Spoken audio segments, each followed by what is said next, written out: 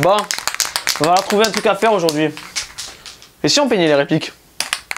Bon, aujourd'hui vous l'aurez compris, on va se faire un petit paint job. Donc pour ceux qui ne savent pas ce que c'est un paint job, c'est tout simplement qu'on va peindre la réplique. Donc pour ce faire aujourd'hui, on va utiliser de la peinture de la marque Montana. Le modèle c'est Montana 94. Donc les amis, pour faire un petit paint job, qu'est-ce qu'il nous faut? Premièrement, si vous avez déjà un paint job qui est effectué sur votre réplique, il vous faudra donc enlever ce paint job. Pour ça, ce sera acétone et coton. Le coton, c'est pour aller dans les plus petits endroits. Comme vous le voyez, la réplique était avant cela, elle était peinte. On voit encore des traces de peinture. Hop, je vous montre ça de suite. Ici, et on voit là que le canon à l'intérieur n'est pas très clair. Donc là, j'ai enlevé la grosse partie du paint job et je vais maintenant vous montrer comment faire sur le capuchon de l'Holocite. Donc qu'est-ce qu'il nous faut ensuite pour pouvoir faire un paint job? Il nous faut donc du sopalin. Moi j'utilise le sopalin pour bourrer les endroits où il ne doit pas y avoir de peinture, comme par exemple le puits du chargeur. Il nous faut de la peinture bien évidemment, du scotch de peintre afin de pouvoir masquer les endroits où vous ne voulez pas peindre. Par exemple, bon là ici les marquages sont gravés, mais si vous voulez les garder intacts, il vous faudra mettre du scotch de peintre. Il vous faudra des gants pour ne pas avoir les mains toutes collantes, parce qu'il faut avouer que c'est vraiment casse-couille. Et il vous faudra également, si vos bouteilles de peinture sont neuves, vos bombes, un petit bout de carton pour pouvoir les essayer. Pourquoi? Parce que sinon vous allez avoir un résidu dégueulasse de solvant sur la réplique et ça va être dur à faire partir. J'en ai déjà fait l'expérience. Donc avant de commencer avec la réplique, on va commencer par enlever ce paint job, enfin ce reste de paint job plutôt, sur le capuchon de l'Holocite. Donc pour ça c'est pas compliqué. Un bout de coton, on ouvre l'acétone. Donc l'acétone c'est à éviter sur le plastique pour ceux qui ne savent pas, parce que ça a tendance, voilà, ça a tendance à faire fondre le plastique, donc faites attention. Donc comme vous pouvez le voir, ça part avec l'acétone, ça part très bien. On voit le résultat directement, il suffit juste de forcer un petit peu et comme vous pouvez le voir, le résultat est nickel chrome.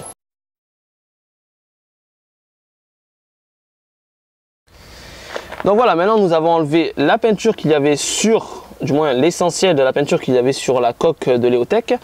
Je vais maintenant séparer les différents éléments de la réplique. Pourquoi? Parce que je vais la peindre en deux couleurs. Je vais faire une peinture biton. Donc je vais la repeindre en noir parce que c'est vrai qu'il reste quand même des traces un peu et j'aimerais qu'elle soit vraiment très nette la réplique. Donc en noir pour la réplique et les accessoires, ce sera en tan. Donc bon, pour la séparation c'est pas compliqué.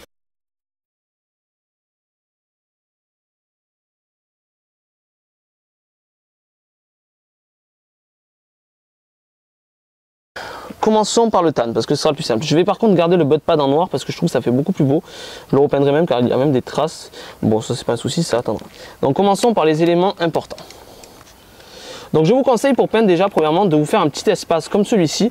Pourquoi? Parce que si vous utilisez du carton, si la peinture n'est pas tout à fait sèche quand vous la poserez, lorsque vous la retirez, il y a des chances que ça arrache des petits bouts et que ça reste coincé. Donc utilisez vraiment quelque chose de très lisse. Là c'est pas du carton en fait, c'est comme vous pouvez le voir dessous, c'est une genre de feuille plastifiée. Donc c'est nickel, le carton de l'autre côté est assez lisse, il n'y a pas de risque comme par exemple sur une boîte. Donc pour les gants, ce sont tout simplement des gants médicaux que j'ai utilisés parce que j'en avais une boîte. Ça fera très bien l'affaire. Vous n'allez pas vous ruiner dans une boîte. Hein. Prenez juste le strict nécessaire. Donc premièrement, on va essayer la bombe sur le carton. Voilà, comme vous voyez là, tout ça c'est le solvant. Donc avant, il faut être sûr que la bombe marche bien. Voilà, donc là, pas de souci. Ça on met dans le coin. Et on peut commencer donc à peindre nos éléments. Donc pour la peinture, c'est pas compliqué. On se met à 10 à 15 cm et on badigeonne. Voilà, tout simplement. On n'oublie pas les côtés, c'est le plus important, sinon ça vous fera des dégradés vilains. Voilà, on tourne autour de l'accessoire, ce n'est pas l'accessoire qui tourne. Sinon vous risquez de faire des marques, donc ne touchez rien.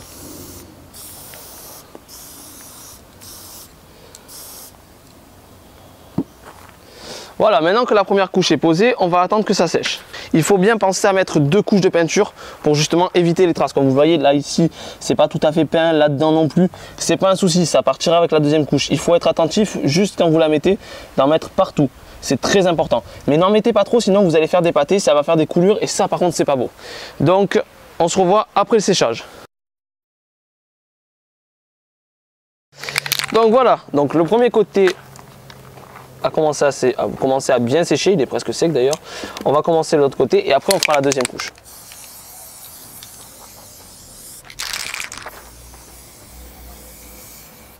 Donc pour gagner du temps, on va également peindre les autres accessoires, du moins commencer à les peindre.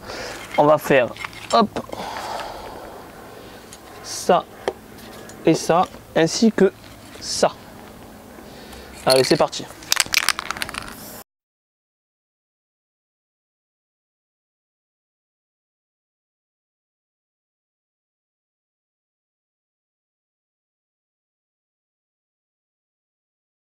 Voilà.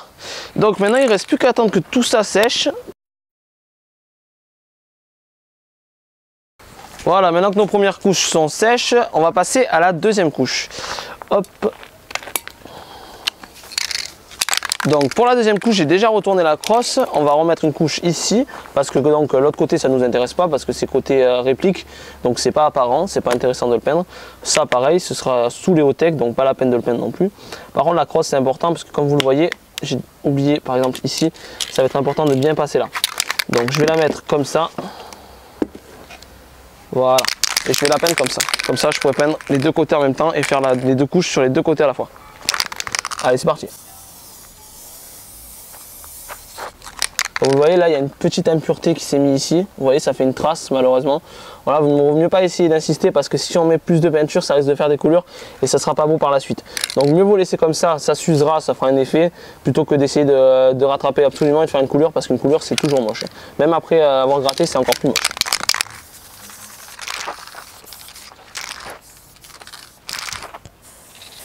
Voilà. Donc maintenant que notre deuxième couche est faite, on va laisser sécher un petit peu. Et une fois que ce sera sec, donc on va attaquer avec le noir. Et pour commencer, on va vérifier qu'il n'y a pas trop de solvant. C'est parfait. Donc comme vous pouvez le voir, tous les accessoires ici sont secs.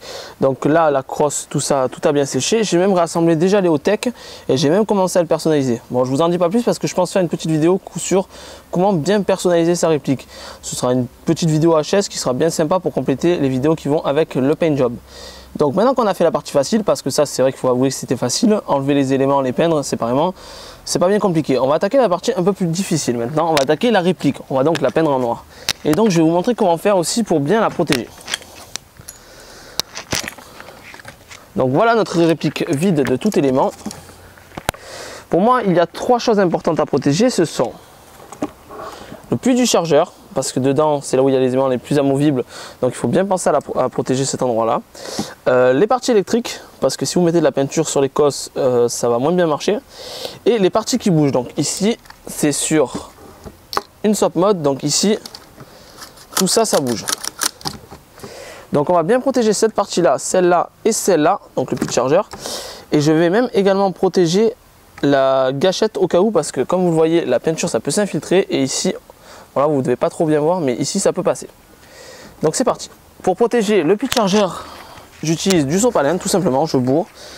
C'est la meilleure technique, comme ça s'en retire facilement. Et on est sûr de ne pas laisser d'éléments à l'intérieur. Parce que le sopalin, si ça se déchire, ça se voit de suite. Tandis que le scotch d'électricien, il peut laisser des traces. Voilà, hop.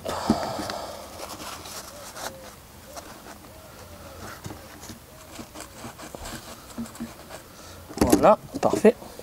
On va maintenant continuer avec le scotch d'électricien sur les endroits amovibles et sur les parties électriques.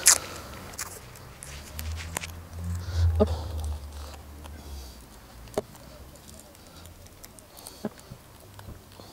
Voilà.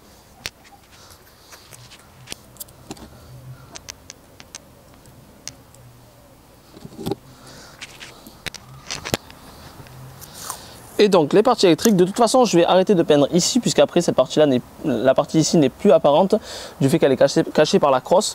Donc je vais juste protéger les cosses et mettre une délimitation de là où je dois m'arrêter de peindre. Donc hop, la délimitation ce sera là. Et pour les cosses.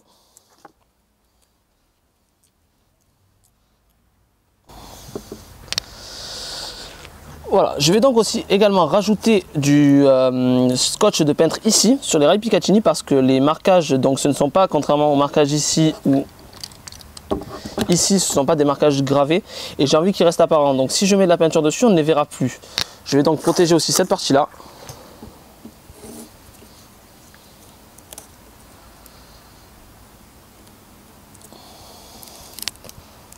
Voilà, une protection sommaire suffit, pas la peine de rentrer non plus dans les rails. Ça cachera assez bien pour que la peinture ne s'infiltre pas et ne cache pas les marquages.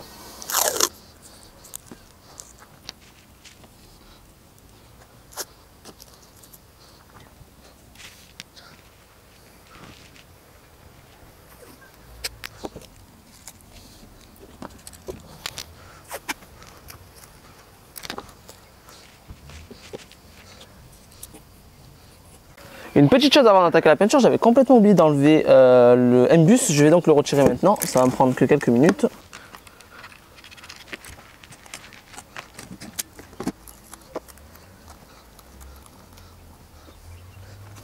Voilà, je le peindrai prochainement donc en tan.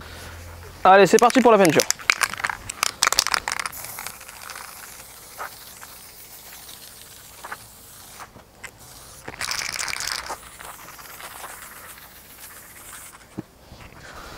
Donc première couche faite, je vous retrouve dans un quart d'heure quand celle-ci aura séché. À tout à l'heure les amis. Donc maintenant que notre première couche du premier côté est sèche, on va attaquer notre première couche de l'autre côté. Hop. Donc ici la petite difficulté supplémentaire, elle réside ici. Il faut penser à peindre ce côté-là, mais également celui-là et surtout cet endroit-là. Car si vous laissez comme ça, on ne verra pas cette partie-là, elle ne sera pas peinte en fait. Donc pour cette partie-là, je vous conseille d'avoir vraiment les gants, parce que là vous risquez de vous tacher les doigts. On va commencer directement là, comme ça ce sera fait.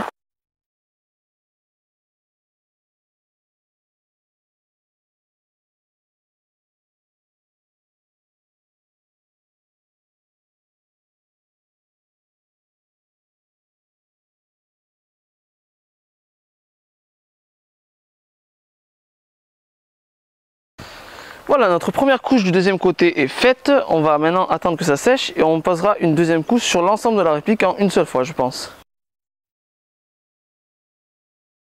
Donc maintenant on va passer la deuxième couche sur l'ensemble de la réplique en une seule fois et on laissera sécher pour la nuit et donc demain la réplique sera nickel chrome.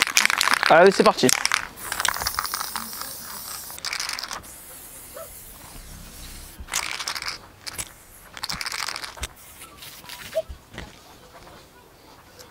Voilà, maintenant tout est fait, il n'y a plus qu'à laisser sécher. Allez, je vous dis à plus.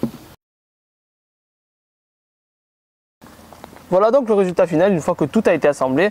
Vous voyez donc que la réplique est repeinte dans son intégralité. Comparé au chargeur, on voit bien la différence. On voit que chaque élément a bien pris sa peinture. Il n'y a aucun souci, je trouve que le paint job est plutôt bien fait. Oui, je sais, je me lance un peu des fleurs, excusez-moi. Seul petit souci, j'ai eu un peu des éclaboussures là, mais ce n'est pas gênant, ça partira avec le temps. Puis ça devrait faire un petit effet usé bien sympathique. Voilà. J'espère que cette vidéo vous aura plu et surtout qu'elle vous aura permis de découvrir comment bien faire un paint job pour ici donc un biton en 2 couleurs. La prochaine fois on se fera un petit paint job en camo et prochainement je ferai également une vidéo concernant la personnalisation des répliques. Donc vous verrez comment les personnaliser d'un point de vue esthétique, les éléments que l'on peut rajouter qui fait qu'une réplique sorte un peu de l'ordinaire. Voilà, comme d'habitude, je vous donne rendez-vous sur la page Facebook pour toujours plus d'airsoft, sur Instagram pour partager notre passion en images. Et je vous dis à la prochaine pour la prochaine vidéo. Bonne soirée à tous et bon jeu à tous.